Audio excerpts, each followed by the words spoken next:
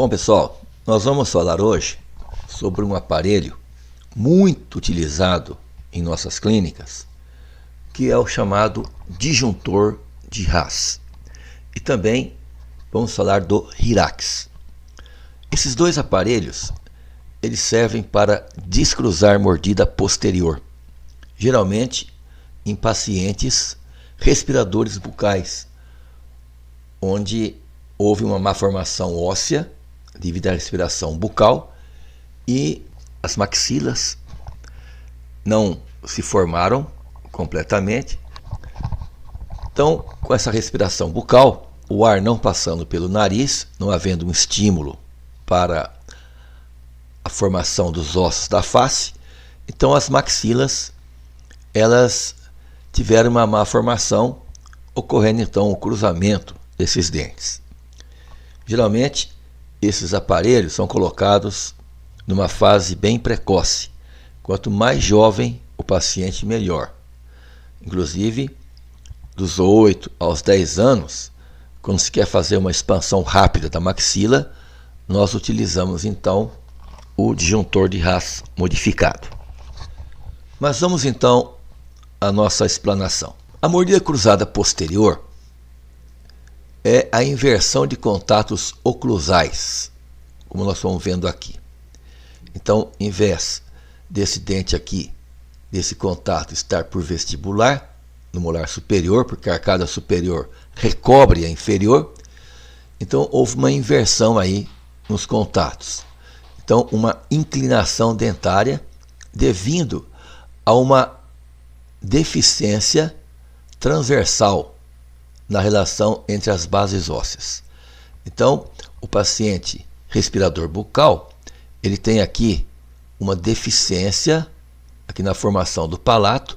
Então, ele vai ter um palato ogival, atrésico e os dentes com mordida cruzada superior. E essa mordida cruzada posterior, ela oscila em 8 a 18,2% nas dentaduras decídua, mista e permanente jovem. Então, como já disse anteriormente, a gente deve, o mais cedo possível, o mais precocemente, diagnosticar o problema para a gente já colocar o aparelho no nosso paciente. Porque o osso na criança, na fase da dentição mista, é um osso com uma bioplasticidade muito grande. Então ele fica mais fácil da gente trabalhar. Então as suturas que nós vamos trabalhar aqui, que é a sutura palatina mediana, ela vai se abrir com mais facilidade. Então a mordida cruzada posterior, com o envolvimento esquelético, o tratamento promove então a abertura palatina mediana. Então nós temos aqui a sutura palatina mediana. Então abre aqui essa sutura, como aqui nesse esquema aqui. Então, a abertura da sutura palatina mediana, ela se abre e a expansão rápida da maxila na fase mista tem mais sucesso. Então, nós estamos vendo aqui um disjuntor de Haas modificado. Então, esse disjuntor promove, então, a separação desta sutura.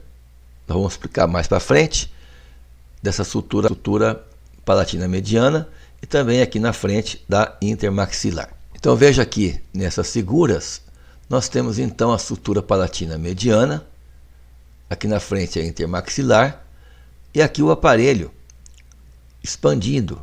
Então ele já expandiu aqui o arco, houve aqui então a presença aqui do descruzamento, né, da disjunção palatina. Depois a gente coloca aqui uma resina nesse parafuso e espera por 3 meses para que ocorra aqui a neoformação óssea. Aqui passado então esses 3 meses, o dente vai se fechando, como a gente pode observar. Veja que aqui abriu o diastema, por causa da sutura que abriu. E aqui, depois que a gente colocou a resina no parafuso, depois de um certo tempo, alguns meses, já vai fechando aqui esse espaço. Veja que aqui já fechou quase completamente, e aqui também já está praticamente fechado. E o osso aqui já houve a formação então da nova sutura. Etiologia e diagnóstico da mordida cruzada esquelética. Então, vamos estudar aqui os fatores etiológicos e congênitos desta mordida. Fatores etiológicos, nós temos a obstrução das vias aéreas superiores, que influenciam no desenvolvimento do maxilar. Então, o paciente respirador bucal, que é aquele paciente que respira pela boca, porque está havendo algum problema aqui na passagem do ar pela cavidade do nariz, então ele não consegue respirar, porque veja bem, aqui nós temos o trato respiratório superior, por onde o ar passa, o natural, o normal. Então o ar ele não pode passar pela boca, porque se o ar não passar pela cavidade nasal, o que vai acontecer? O paciente respirando pela boca, não vai haver aqui um estímulo na formação dos ossos da face. Então, a maxila ela não vai se formar completamente, como deveria ser. Então, o paciente vai ficar com uma mordida cruzada. Então, nós estamos vendo aqui o trato respiratório superior e aqui o trato respiratório inferior. Então, o ar, quando respira-se pelo nariz, ele já vem aqui para os pulmões, aquecido, umedecido e filtrado. Pela boca, já é o contrário. Então, quais são os fatores etiológicos que fazem com que o paciente tenha uma mordida cruzada mais para frente, se não for cuidado a tempo esses fatores? Então, nós temos aqui o desvio do septo. Então, o septo nasal, ele é praticamente retilíneo. Quando ele apresenta um desvio muito grande, como está aqui, olha aqui o desvio do septo, então o paciente passa a respirar menos por uma narina. Então aí ele vai sentir dificuldade em respirar pelo nariz e vai respirar pela boca, que é quando ocorre a malformação dos ossos da maxila e do restante da face. Então aqui nós temos uma figura mostrando o septo nasal, praticamente retilíneo. Então é um fator etiológico que é o chamado desvio do septo. Nós vamos ver depois a adenoide e os pólipos nasais, mais adiante. Aqui, ainda falando-se em desvio de septo, nós estamos vendo aqui uma radiografia onde tem aqui um septo nasal normal, retilíneo, e aqui um septo ósseo nasal totalmente desviado. Veja aqui nessa figura o desvio que o septo apresenta. Então isso aqui vai causar um desconforto no paciente. Ele não vai conseguir respirar normalmente por essa narina. Veja aqui esse paciente aqui. Olha o vestíbulo nasal dele, está fechado, completamente fechado. Olha aqui a cartilagem do septo. O septo ósseo está desviado para a esquerda. Então, essa cartilagem acompanha o septo ósseo. Veja como o vestíbulo nasal está totalmente fechado aqui. Ele não consegue respirar por essa narina, a não ser por aqui. Feita a cirurgia, a correção, então aumentou aqui o vestíbulo nasal do paciente. Nós temos ainda, fazendo parte dos fatores etiológicos, a chamada adenoide. O que vem a ser adenoide? Nós temos aqui, na porção superior da faringe, voltada anteriormente, uma tonsila.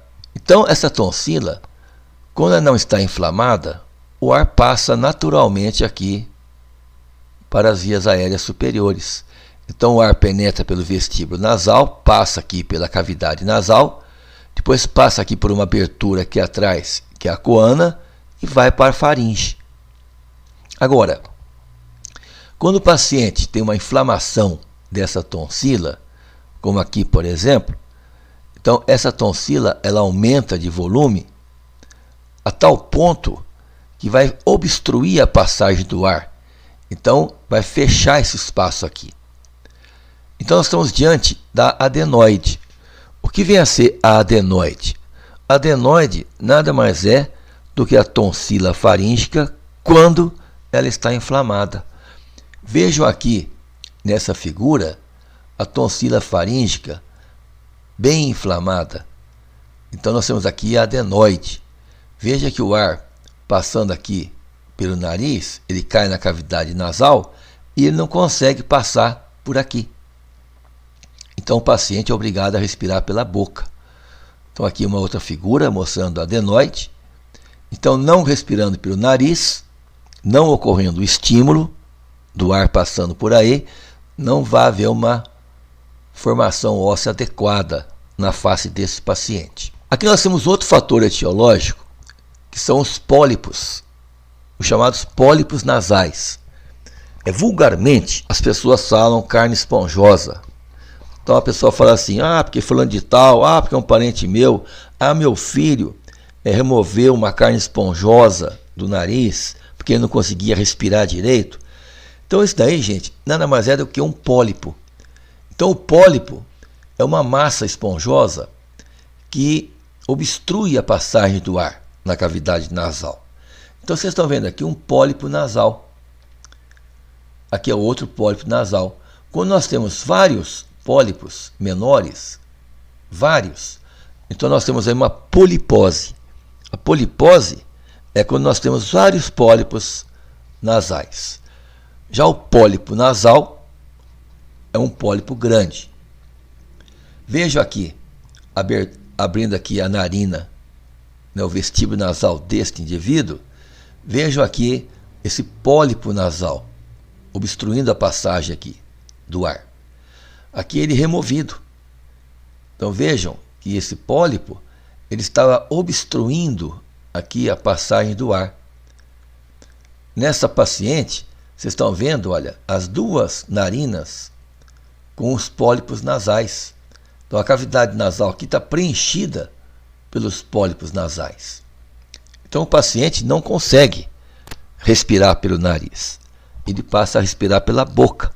E aí tem uma série de consequências, né? Não é só o problema de má formação do víscero-crânio, dos ossos da face. Vai também haver aí problemas pulmonares, nos brônquios, uma bronquite, o paciente vai ter pneumonia, não é verdade? Eu coloquei aqui esse slide, a lei da matriz funcional de Mohs, justamente para explicar o problema do ar que não passa pelo nariz. Então, quando o ar não passa pelo nariz, não vai haver o estímulo para a formação dos ossos da face. Então, o que diz essa lei da matriz funcional de Mohs?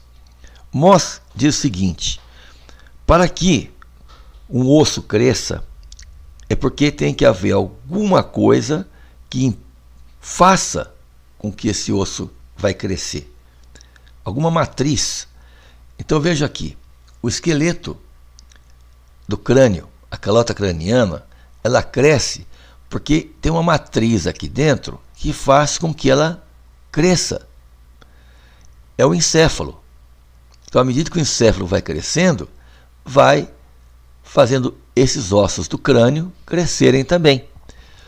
Aqui, a maxila. A maxila, ela se desenvolve, ela vem para a porção anterior devido ao crescimento do osso senoide, que vai empurrando a maxila. Então, é um crescimento também, no caso. Então, Mohs diz o seguinte: o crescimento crânio-facial é bastante secundário, dependendo inteiramente do crescimento e função das matrizes funcionais. Então, o crescimento da matriz funcional é que fornece a força primária do crescimento. Isso em 1962, essa lei da matriz funcional. Então, exemplo, o crescimento da abóbada craniana é primariamente o resultado da expansão da massa neural, então do encéfalo. funciona como uma matriz funcional. Então o ar, quando ele passa pelo nariz, ele funciona como uma matriz funcional. Fatores genéticos e congênitos. Então pacientes com fissuras lábio-palatais de nascença. Então essas fissuras lábio-palatais, elas promovem então uma mordida cruzada nesses pacientes. A mordida cruzada dentária posterior pode evoluir para a mordida cruzada esquelética. Então, às vezes o paciente tem lá uma mordida cruzada dentária, só envolvendo os dentes. Se deixar mais para frente, passa a ser uma mordida esquelética. Então, quando o paciente tem lá seus 12 anos, então ele já vai ter os dentes permanentes, então a mordida passa a ser esquelética.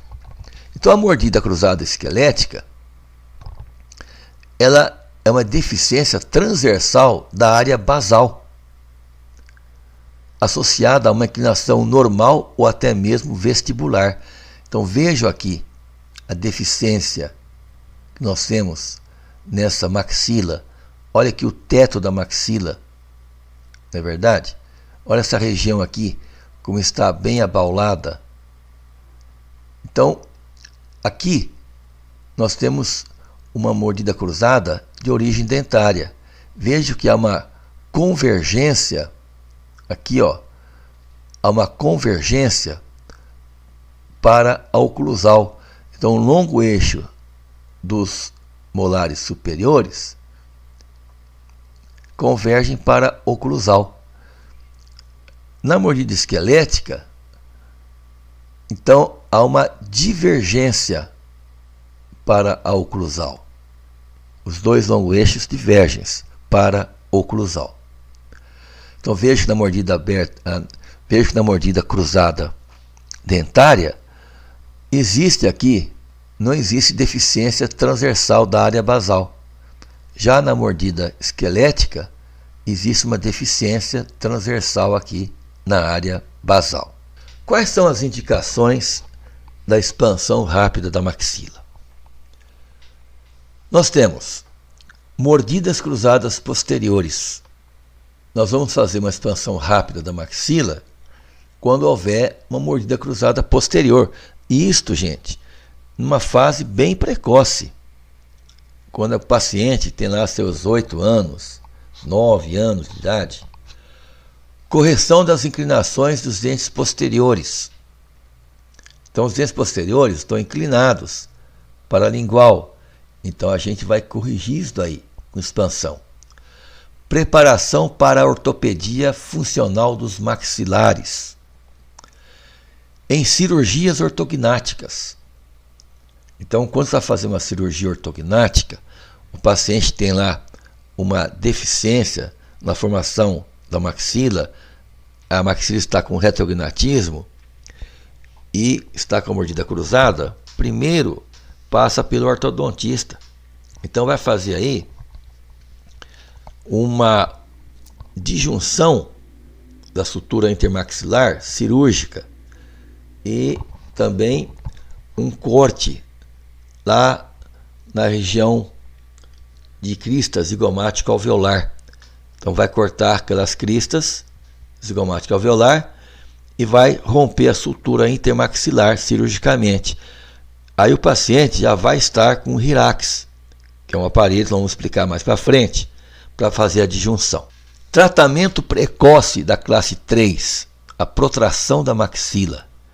Nós vamos ver depois um caso onde a gente colocou o expansor não só para descruzar a mordida, às vezes não é nem necessário descruzar a mordida, não tem mordida cruzada posterior, mas a gente coloca o expansor para romper as suturas, para facilitar a protrusão da maxila.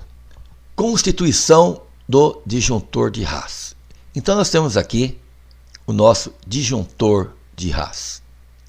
O disjuntor de Haas, ele é constituído por uma estrutura metálica, onde nós temos aqui as bandas fixadas aqui nos primeiros molares superiores e nos primeiros pré-molares superiores. Tem uma placa de acrílico. Junto a essa placa de acrílico, inserida nela, tem essa outra estrutura metálica, que é esse fio que fica soldado aqui nas bandas, e o parafuso expansor, que é esse parafuso aqui. Veja que ele tem uma setazinha aqui indicando para trás. Esses orifícios é onde se introduz a chave para ativar, para rodar esse parafuso. Veja aqui a sutura sagital. Então, à medida que vai girando esse parafuso, essa placa aqui, ela é cortada aqui no meio. Então, esse parafuso vai empurrando essa placa de encontro à parede da maxila, a parede lateral, de um lado e do outro, rompendo então a sutura palatina mediana e descruzando o molar. Quais são os tipos de aparelhos expansores da maxila? Então, nós temos aqui o disjuntor de Haas tradicional, que é aquele que tem as 4 bandas. Aqui o acrílico, aqui o parafuso, aqui os fios. Depois nós temos aqui o disjuntor de Haas modificado, que se coloca em crianças até os 10 anos. Vejam que ele tem aqui as bandas nos segundos molares descidos ou nos permanentes, nos primeiros molares, mas anteriormente a gente não costuma bandar. Então é colado aqui um fio por vestibular e por lingual, então é colado com resina, porque esses dentes são expulsivos, além de muito pequenos. Então, se bandar, a banda costuma escapar. Então, o Haas modificado é porque aqui na região anterior não é bandado, e sim colado. Nós temos aqui o Hyrax, que é quase igual aqui o disjuntor de Haas, só que ele não tem aqui a resina. É utilizado mais em pacientes por volta assim dos seus 18 anos de idade em diante. Então não tem a resina para não forçar aqui o palato, para não machucar o palato, a mucosa. E aqui o Hyrax modificado, que tem as bandas e anteriormente ele é colado, como aqui no Haas modificado. Então este a gente pode utilizar também na criança. Eu coloquei aqui esse slide.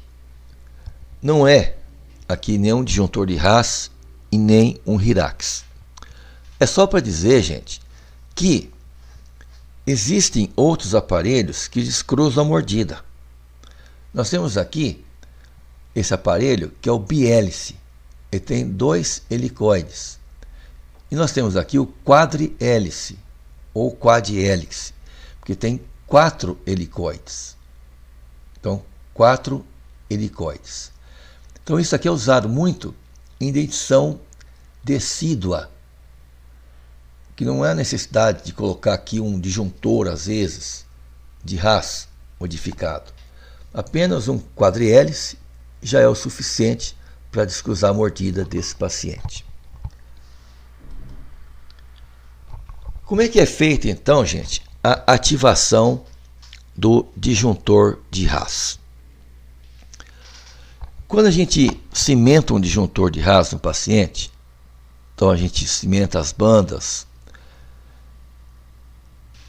após 24 horas da cimentação é que vai ser iniciada a ativação desse aparelho, que pode ser feito a cimentação com cimento de fosfato de zinco ou ionômero de vidro. Então nós não devemos falar para o paciente, logo que a gente coloca o disjuntor, falar, ó, pode ativar. Não, espera mais um dia, até se adaptar com o aparelho, e aí o cimento vai estar bem firme ali. Fase de adaptação à deglutição e à afonação. Então, o paciente ele vai se adaptar aos poucos com esse aparelho aí. Em crianças com 7 a 10 anos de idade, a criança vai dar 2/4 de volta de manhã e 2/4 de volta à noite. Isso se chama expansão rápida da maxila. Quer dizer, em 2 semanas já descruza esses dentes. Os dentes já descruzam. Dos 11 aos 15 anos, é 1/4 de volta de manhã e 1/4 de volta à noite. Dos 16 anos em diante, 1/4 de volta por dia. Então, gente, nós sempre orientamos os pais, na hora da ativação do aparelho. A primeira ativação pode ser de manhã ou na hora do almoço, não tem problema. A segunda ativação é sempre bom fazer por volta das 6 horas da tarde. Nunca fazer na hora que a criança for dormir. Porque às vezes tem uma ligeira pressão na região ali nasal, da maxila, e o paciente pode reclamar. Então, fazendo no horário assim das 6 horas da tarde, o que vai acontecer? O paciente vai jantar, vai ver uma televisão e tudo isso distrai. Mesmo se ele estiver sentindo uma leve pressão na região, distrai e ele não reclama. Tá ok? Então, os efeitos ortopédicos. Então, veja que os efeitos ortopédicos são esses daqui. Abre a sutura palatina mediana e a intermaxilar. Os incisivos centrais formam aqui um diastema, porque rompeu a sutura. Feito isto, quando chega nessa fase, coloca-se resina aqui no parafuso. Passados 3 meses, houve a neoformação óssea, aqui a nível de sutura, e os incisivos voltam aqui à posição que estavam antes. Então, esse período demora em torno de 3 meses. Então, o paciente, quando descruzou a mordida, não se deve tirar o disjuntor. A gente coloca uma resina aqui no parafuso para ele não voltar e a gente deixa por 3 meses até haver a neoformação óssea. Então aqui está mostrando uma disjunção palatina ocorrida após a expansão rápida da maxila. Os efeitos ortopédicos para protração da maxila. Então veja aqui. Essa criança ela tinha aqui uma mordida cruzada anterior e posterior um pouco. Mesmo se ela não tivesse a cruzada posterior, fosse só anterior, não teria problema. Então, a gente vai colocar o expansor assim mesmo. Por que a gente coloca o expansor? Olha aqui o disjuntor de Haas modificado, que foi colocado nessa criança. Porque ele vai promover aqui o rompimento das suturas. E isso vai facilitar a protração da maxila. Então vejam que esse aparelho, esse disjuntor de Haas modificado, ele tem soldado aqui nas bandas dos molares, por vestibular, um gancho que vai até a altura do canino, de um lado e do outro. Quando houve aqui o rompimento, a gente percebeu que já abriu aqui na parte anterior, ou que já descruzou bem a mordida, é porque nós já vamos colocar de imediato esta máscara facial no paciente e, junto com a máscara, os elásticos que vão ser presos aqui nos ganchos. Então, o que vai acontecer aqui? Este aparelho, essa máscara facial de Petit, ela vai fazer com que esses elásticos presos aqui nesses ganchos forcem a maxila para frente, fazendo a sua protração. Então, o disjuntor de Haas, ele não é feito apenas, ele não é só colocado apenas para descruzar mordida, e sim também para auxiliar na protração da maxila. Vejam que essa criança tinha aqui, olha, um ângulo SNA bastante reduzido, porque tinha o que? Um retrognatismo. A maxila estava retruída. Então, com este aparelho, o Le Petit e o de Haas, o que fez aqui? Jogou a maxila para frente e esse ponto, esse ângulo SNA, ele aumentou, porque esse ponto que está aqui, olha, que é o ponto A, ele vem para frente. Então a maxila vem para frente. Então o ponto A vem junto. Então o SNA do paciente aumenta devido à protração da maxila.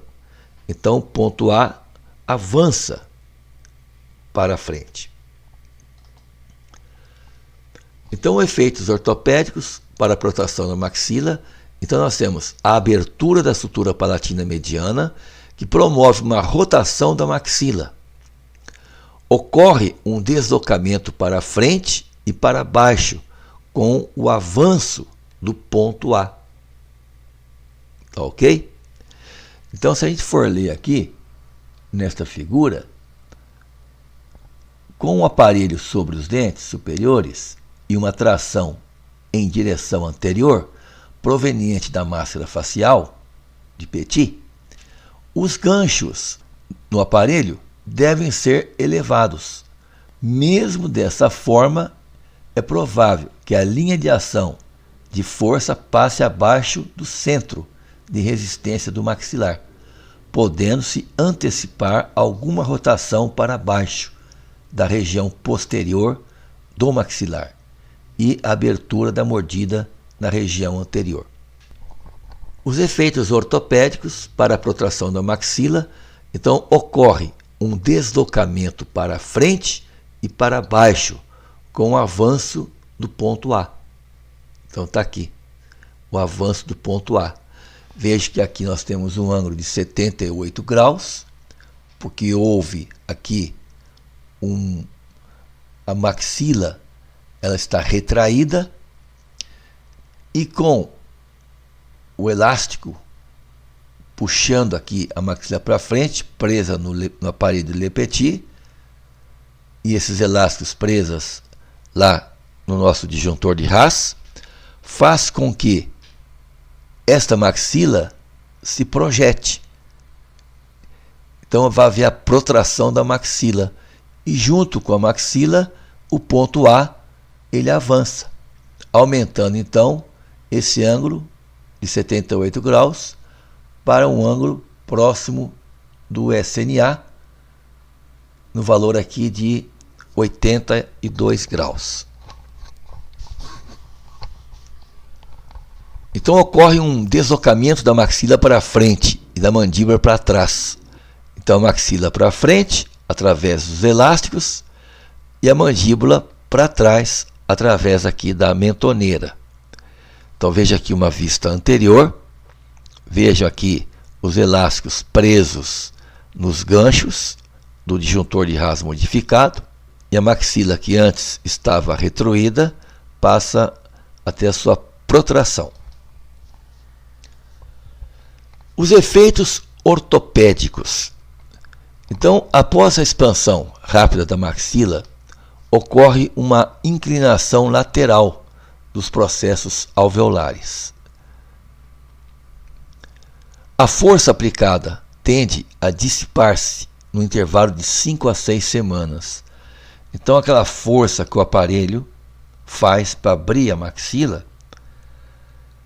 ela fica dentro da maxila, aquelas forças. Elas vão sendo dissipadas, elas vão desaparecendo num prazo de um mês e meio. A expansão rápida da maxila promove um aumento da cavidade nasal. Veja aqui, como houve uma expansão aqui, então aumentou o soalho da cavidade nasal. A parede lateral da cavidade nasal se desloca então lateralmente. Então o fluxo do ar ele é aumentado. Então esse aparelho não só descruza os dentes, como também ele vai fazer com que haja um fluxo melhor de ar na cavidade nasal. Veja aqui uma vista anterior, quando o aparelho expande o arco, forma aqui este diastema. O paciente, gente, ele assusta com esse diastema aí. Ih, doutor, ficou um espaço aqui nos meus dentes, e agora? Como é que vai fazer? Não tem problema. Nós vamos fazer assim. Agora, a gente vai colocar uma resina no parafuso. Você vai ficar com esse aparelho aí durante 3 meses. Nós não vamos tirar agora. E nesse tempo de 3 meses, esses incisivos, eles vão fechando naturalmente. Naturalmente. Os efeitos ortodônticos. Após a expansão rápida da maxila, ocorre a abertura de um diastema entre os incisivos. Durante a contenção, as coroas dos dentes, dos incisivos centrais, do 11 e do 21, se estabilizam em um contato proximal, fechando o diastema aqui, ó. Tá vendo? Então, durante a contenção, então o aparelho está lá mantendo a mordida que antes era cruzada, então ele está mantendo ela certinha. E nesse espaço de tempo vai fechando então o diastema. A duração desse ciclo aproxima-se de 3 a 4 meses. Então veja aqui, foi colocado então aqui uma resina, e essa resina no parafuso, ela evita que o parafuso volte, essa mordida, né, volte a ser como era antes. Então a gente coloca a resina no parafuso e espera de 3 a 4 meses. Aí vai fechar aqui e já vai haver a formação de osso na região de sutura. Observa-se uma pequena extrusão nos incisivos centrais, associadas a uma vestibularização. Isso daí depois nós vamos corrigir com o aparelho fixo, sem problema. Ah, doutor, mas e se for numa criança de 10 anos? Não vai poder colocar o aparelho fixo. Não, tudo bem. Aí nós vamos colocar uma placa de Hawley. Essa placa de Hawley, ela vai colocando esses incisivos na posição, porque o arco vestibular dessa placa de Hawley, né, o arco de Hawley, ele tem essa função também. Contenção e recidiva. A contenção. O aparelho deve permanecer estabilizado com resina acrílica por 3 meses no parafuso. Vai ocorrer a posição de tecido ósseo na sutura palatina mediana. Olha aqui, a posição de tecido ósseo. Antes estava aberto aqui, depois vai fechando. Depois de 3 meses, remove-se então o expansor. Coloque-se uma placa de resina acrílica por 6 meses, junto com a aparelhagem fixa. Sempre ocorre uma pequena recidiva. Preconiza-se a sobrecorreção de 2 a 3 milímetros. Isso se faz com o aparelho fixo, visando uma compensação da constrição do arco dentário. Sintomatologia. Ah, mas, doutor, esse aparelho não vai doer? Não, não vai doer nada. O paciente, gente, apenas sente um pequeno desconforto na região nasal. Por quê?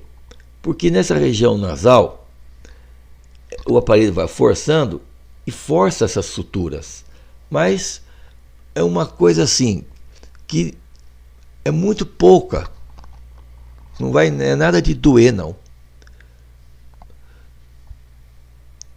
Então o paciente, ele vai sentir um certo desconforto, mas nada que vá doer. no caso.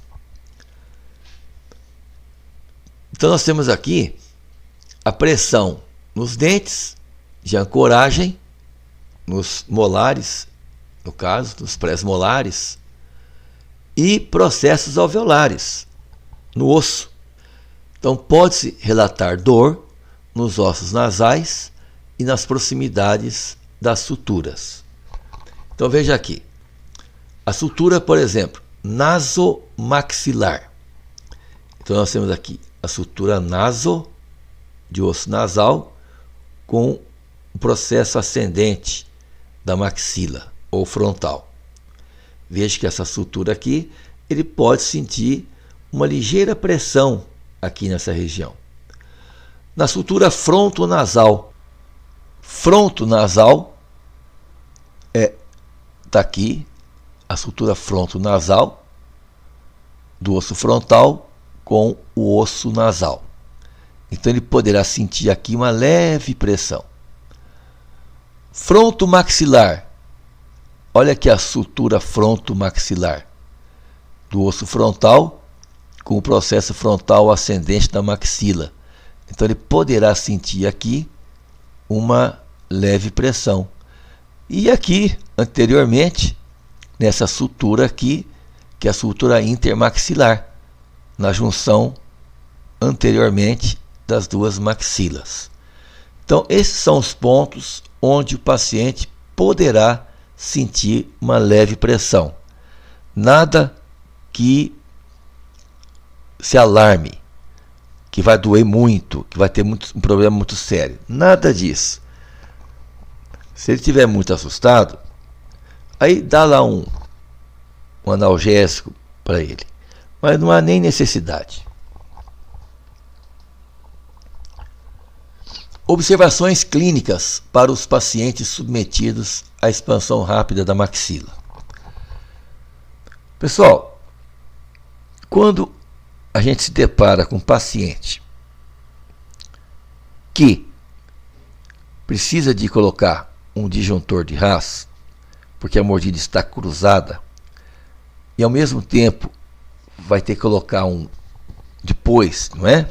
Depois de descruzar a mordida, a gente vai colocar um aparelho fixo. Nós nunca vamos extrair os primeiros pré-molares antes de fazer a nossa expansão. Mesmo sabendo que depois da expansão a gente vai ter que extrair os pré-molares, evita-se extrair. Não extraia. Por quê? Porque os primeiros pré-molares eles vão servir de ancoragem para o expansor. Então veja bem, evitar extrair o 14 ou 24 antes da expansão rápida da maxila, pois são os dentes que servem de ancoragem no aparelho expansor. Mas suponhamos que o profissional ele está iniciando a ortodontia e ele pede para extrair os pré-molares, para dar espaço mais para frente para os incisivos. O que a gente faz? Aí tem que bandar os caninos. Bandar os caninos ou fazer um Haas modificado, colando-se um fio nos caninos. Deve-se fazer tomadas radiográficas oclusais quando, caso a sutura não se abra dentro de uma semana. Então a gente faz tomadas radiográficas para ver o que está acontecendo ali. Caso a sutura não se abra em uma semana, pode ocorrer fratura na tábua óssea vestibular. Então aí nós temos várias atitudes a tomar. Pode-se romper a sutura intermaxilar cirurgicamente, até remover o aparelho. Vejamos agora aqui alguns casos clínicos do disjuntor de Haas. Então essa moça aqui, um grande apinhamento, não chegou a ter aqui mordida cruzada, mas Teve que usar um expansor, gente, para a gente procurar espaço. Porque o disjuntor de Haas, ele não é utilizado apenas para descruzar a mordida. Vocês viram que ele é utilizado para fazer a protração da maxila. Nesse caso aqui, ela apresentava uma maxila trésica, mas não ocorrendo cruzamento de mordida. Foi colocado aqui um disjuntor de Haas para aumentar o perímetro do arco, para a gente arrumar espaços posteriormente para colocar os dentes na posição, fazendo a biomecânica, né, a mecânica ortodôntica. Então vejamos. Então aqui a paciente já com as bandas em posição para fazer a moldagem do Haas. Feita a moldagem, as bandas são retiradas dos dentes, colocadas aqui no modelo. Lembra-se de uma coisa, gente, nunca precisa cimentar as bandas. A gente apenas separa os dentes, coloca a banda em posição no dia seguinte, molda, tira as bandas e coloca na moldagem. Aqui a gente coloca esses grampos, são grampos de grampear folhas. Então aqui a moldagem é colocada aqui sobre este aparelho, que é um aparelho vibrador. Ele vibra para, à medida que ele vai colocando aqui o gesso, não forme bolhas. Aqui o modelo obtido após a presa do nosso gesso. Aqui uma vista lateral, mostrando aqui as bandas. Aqui é uma máquina que a gente utiliza para fazer a espatulação mecânica. Veja que ela tem aqui na média aqui os segundos que a gente quer. Geralmente eu coloco no 30 segundos. Esse pote, a gente coloca aqui o gesso, acrescenta um pouco de água, mexe um pouquinho, aí coloca a tampa e introduz aqui nessa região e aperta o botãozinho para poder espatular 30 segundos. Aí fica aqui a espatulação bem homogênea. Aqui o aparelho chegando do laboratório. Então vocês estão vendo aqui a placa de acrílico, as bandas. Veja aqui o parafuso expansor e aqui a chave que a gente vai introduzir nesse orifício para poder ir ativando o aparelho. Está aqui o orifício. Eu sempre coloco um cordonê para quando o paciente ou mesmo alguém que vai auxiliar para girar o parafuso enrolar no dedo, para evitar, caso essa chave caia na boca, é só puxar, porque ela está amarrada. A instalação do disjuntor de Haas, foi colocado aqui na boca da paciente, nós não fizemos ainda ativação, só no dia seguinte. Veja aqui nessa vista oclusal o apinhamento severo que essa moça apresentava. Aqui uma vista lateral, logo no término da ativação. Então, no término da ativação, aqui uma vista lateral direita, esquerda e uma vista anterior. Não houve necessidade de descruzar a mordida, apenas o que eu queria era aumentar o perímetro do arco, para depois começar a fazer aqui a correção com aparelhagem fixa. Aqui, rapidamente, então o aparelho fixo colocado, aqui mola de secção aberta para abrir espaço para o dente. Veja aqui o lateral bem lingualizado, aqui uma vista mais próxima do lateral, sendo vestibularizado. Então aqui é o lado direito, onde tem esse problema aqui, desse dente, e aqui é o lado esquerdo que está bom. Aqui já passados vários fios, já estava assim quase que pronto para remover o aparelho. Veja que os dentes estão praticamente alinhados. Veja como o arco mudou completamente. Não houve extração de premolares, a necessidade de extrair premolares. Apenas o disjuntor e as molas auxiliaram para arrumar espaço.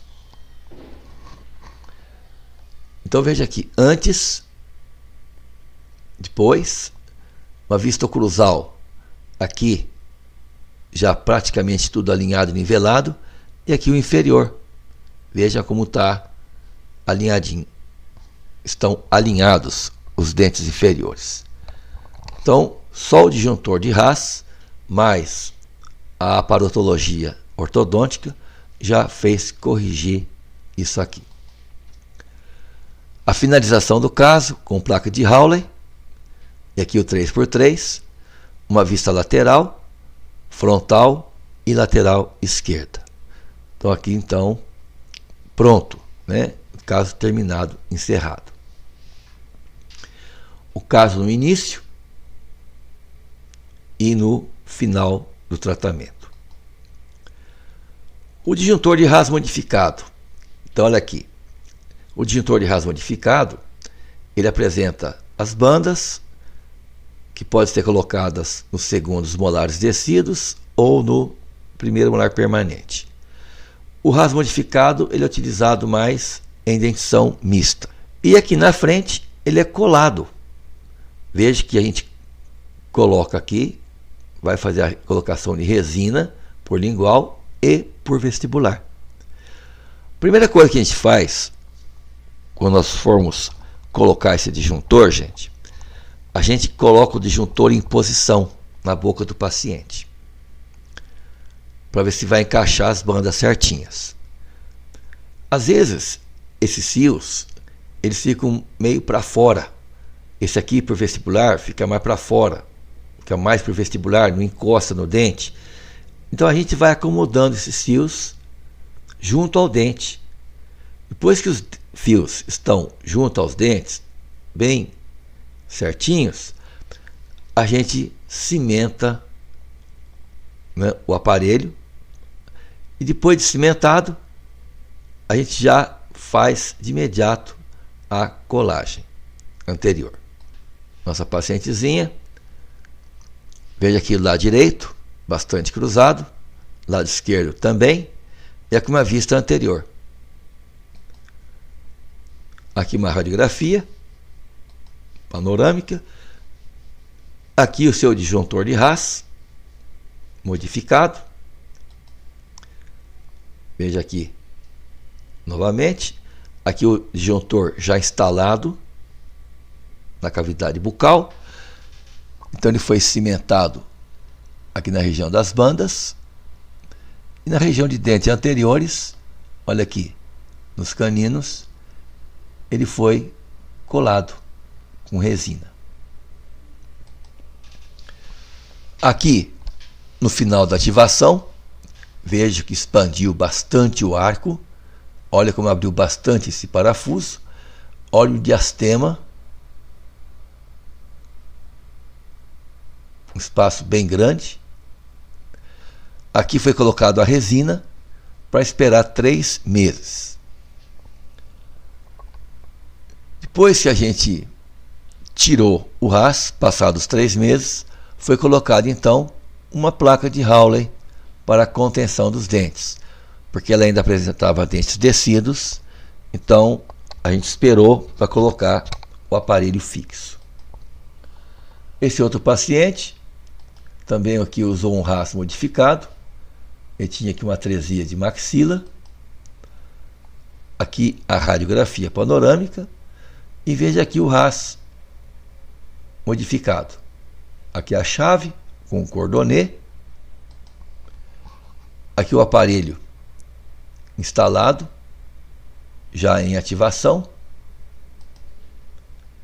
No término da ativação, não houve a separação dos dentes, mas descruzou bem a mordida. Olha aqui, ó. Vejam esse molar como está bem vestibularizado. Uma observação importante, gente, muito importante. Até que ponto eu vou saber que é para terminar de fazer essa ativação?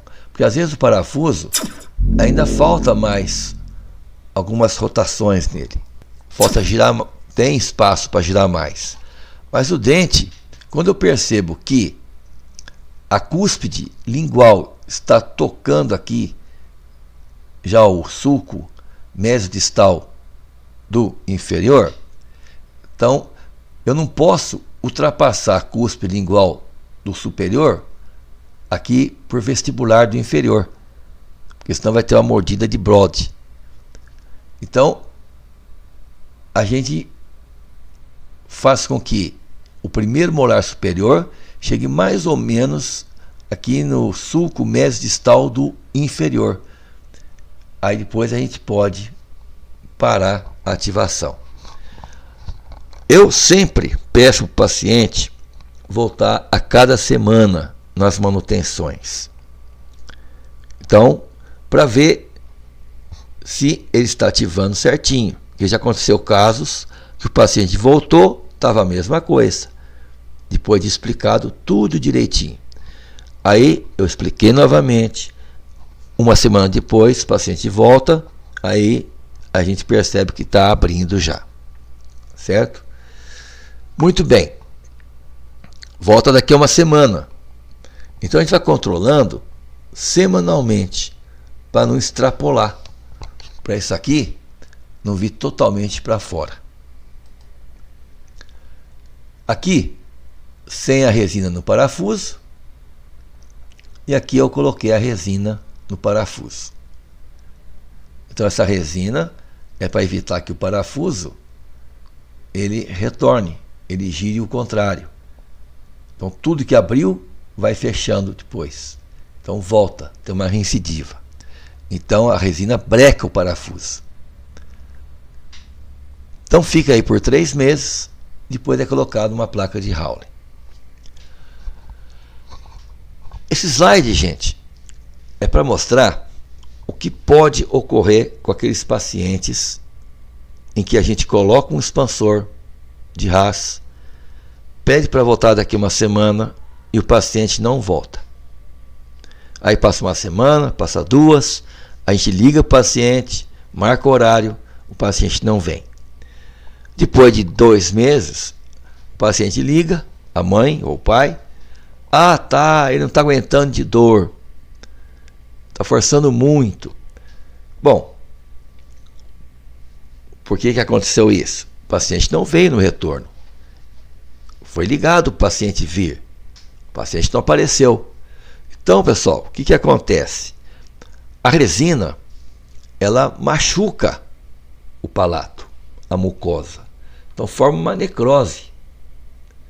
Então, a gente tem que passar aqui uma antibioterapia, pomadas antibióticas, um analgésico, anti-inflamatório, pedir para o paciente fazer bochecho com soluções, como Listerine, por exemplo, pode ser outro também, outra marca, e isso aqui vai se fechar. No prazo de umas 2 semanas já volta ao normal. Não é nada alarmante. Teve casos que na hora da remoção do aparelho aconteceu isso aqui, ó. Tá vendo? O aparelho chegou até a quebrar. Aqui não é meu caso clínico. Não é meu. Mas veja que às vezes o parafuso forçou tanto que chegou a quebrar o aparelho. O paciente foi com o aparelho quebrado no consultório, o dentista tirou uma parte e já estava aí, totalmente necrosado, em um sangramento intenso no paciente. Um RAS modificado com grade palatina. Então, às vezes o paciente chega no nosso consultório, gente, com mordida cruzada posterior e aberta anterior. E a gente pode facilitar o nosso tratamento já colocando uma grade palatina aqui no nosso disjuntor de Haas. às vezes não vai chegar a fechar totalmente a mordida. Aí ele continua usando a grade palatina. A gente põe um outro aparelho, mas vai demorar menos tempo. Então é um disjuntor de Haas modificado com uma grade palatina. Veja aqui, mordida aberta. Não estava totalmente cruzado, né? Os dentes estavam bem, não estavam cruzados, mas a atresia de maxila existia. Aqui o aparelho vindo do laboratório e já instalado no nosso paciente. O Haas modificado com mola digital. Às vezes a gente quer, ao mesmo tempo que está descruzando a mordida posterior, a gente pode também descruzar uma mordida anterior, jogar um lateral para vestibular com uma mola helicoidal ou uma mola digital, como esta aqui, por exemplo. Então, está abrindo e ao mesmo tempo forçando o dente para vestibular. Ah, mas esse espaço aqui, o dente não vai passar aqui. Não, vai por quê? Porque à medida que vai expandindo o arco ele vai ficando cada vez mais aberto e vai abrindo espaço aqui na frente. O Hyrax modificado. Então o Hyrax, gente, nada mais é do que um aparelho como o disjuntor de Haas, só que não tem aqui a resina. Não tem resina. Então é só a parte metálica. Ele é utilizado mais em pacientes adultos, porque não vai machucar a mucosa, que já vai existir uma dificuldade grande em descruzar, havendo a necessidade de fazer uma cirurgia, fazer o rompimento aqui da sutura intermaxilar para descruzar essa mordida. Então o Hyrax modificado, então ele consta aqui de 2 bandas nos molares, e aqui na região anterior passa um fio por vestibular aqui nos caninos. Então é colado aqui. Veja aqui esta moça, mordida cruzada do lado direito, do lado esquerdo, tudo bem, tudo legal. Aqui o fio anterior na região de canino, do lado direito, aqui do lado esquerdo, onde vai ser colado depois. Então aqui a gente cimenta as bandas e na frente é colado. Primeiro a gente coloca o aparelho para ver se está encaixando certinho. Cimenta primeiro para depois colocar a resina. Então o aparelho já instalado. Veja, do lado direito bem cruzado, do lado esquerdo normal. Aqui o aparelho ainda sem estar ativado. Aqui a parte inferior. E aqui o aparelho já ativado. Olha como abriu bastante aqui o parafuso. Uma vista superior, inferior. O lado direito totalmente descruzado. O lado esquerdo normal, como estava antes. E foi colocado aqui a resina no parafuso. Esperou-se o tempo necessário de 3 meses. Foi feito o aparelho fixo inferior. Na parte superior, depois de colocado o aparelho, foi colocada aqui uma placa para evitar que haja a reincidiva. Aqui um outro caso, mordida cruzada do lado direito, lado esquerdo normal. Veja aqui, normal lado esquerdo, lado direito cruzado. Aqui antes de ser ativado e aqui no término da ativação. Vejam como formou-se aqui vários diastemas. Aqui o caso encerrado.